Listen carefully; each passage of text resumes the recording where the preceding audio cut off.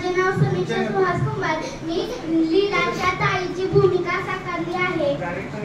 नमस्कार, माझे नाव सोनू गुरव. मी लीलाच्या आईची भूमिका स्वीकारली आहे. नमस्कार, माझे नाव मृणाल सावंत. मी लीलाची व नीलाची आजी बनली आहे. नमस्कार, माझे नाव शिवनाथ पाटील. मी या नाटकाचे लीलाचा मामा सादर करत आहे.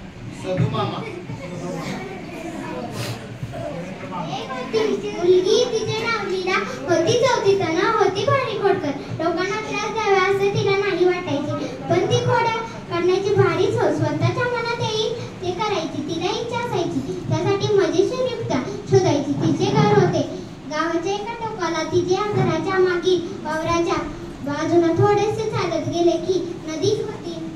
एक दिवस लीलाला बर्फाचा गोळा खावासा वाटला. आई, मी साबडू का ग? आई, मी बर्फाचा गोळा खाऊ का ग? नको खाऊस.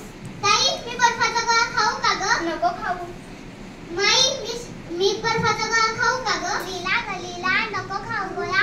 दुखेल तुला गळा, सगळं पाणी होईल नाकात गोळा. आता काय करावे बरे? लीला विचार करू लागली. तिला एक युक्ती सुचली. ती नदीकडे गेली. नदी ग नदी. पण नदी बोलणार कशी? बोल ग लीला. मग ती स्वतःच म्हणाली,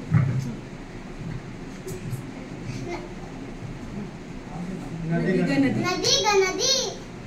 लीलाला खायचाय बर्फाचा गोळा, पण माई म्हणाली तू खेळ गोळा.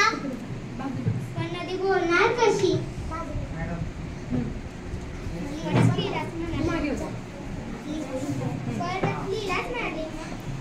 मग खा की, परत जा आणि पटकन खा. लीला म्हणाली, अगं पण तुझं कसं ऐकू? ताई म्हणाली नको खाऊ. आई म्हणाली नको खाऊ. माई म्हणाली नको खाऊ. पण नदी कशी बोलणार?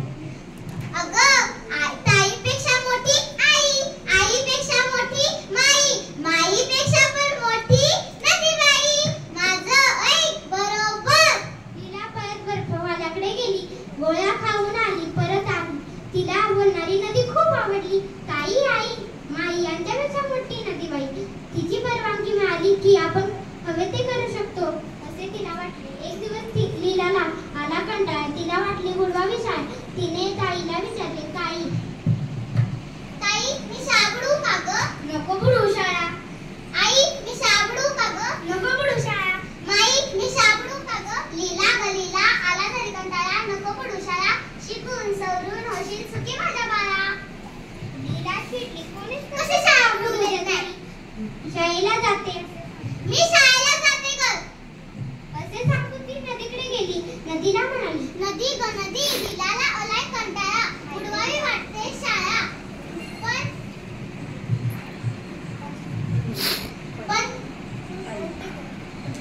पण नदी बोलणार कशी? मग लीला बोलली, अगं आलाय जर कंटाळा तर बुडव की विरणार शाळा. ताई, आई, माई यांच्यापेक्षा मोठी नदी बाई. परवानगी दिली म्हटल्यावर लीला शाळेला गेली नाही. दिवसभर नदी काठी वावरात खेळत राहिली. संध्याकाळी घरी आली.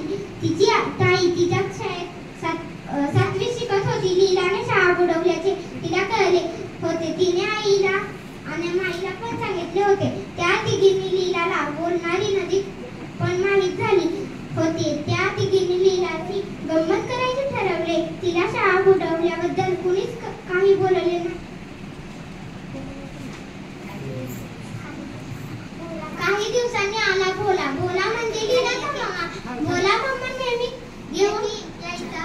त्या दिवशी नेमकी लीला शाळेत निघाली होती तेव्हा तिचा मामा आला.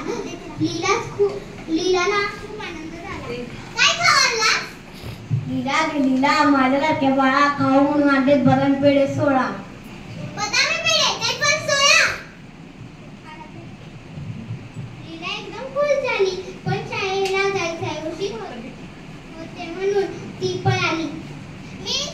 मी शाळेवरून संध्याकाळी घरी आल्याबरोबर पेढे खाणार. लीला ओरडतच गेली. विचारले,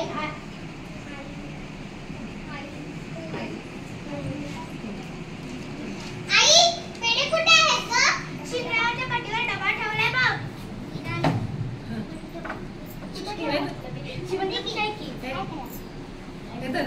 मॅडम हाय जातं बेडाचं.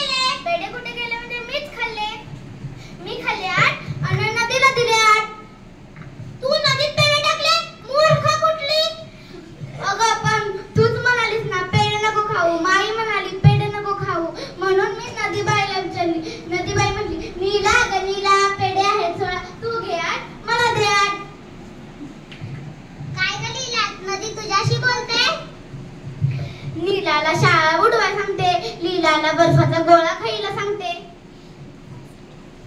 लीला आता चिडली, तिची खोडी तिच्यावर उलटली होती. आता काय करावे बरे? तिने थोडा विचार केला ना म्हणाली, ताई, आई, माई, समजलं गं बाई, नदीशी बोलायला तर जाणार नाही. माई हसत कपाटाकडे गेली आणि डबा घेऊन आली.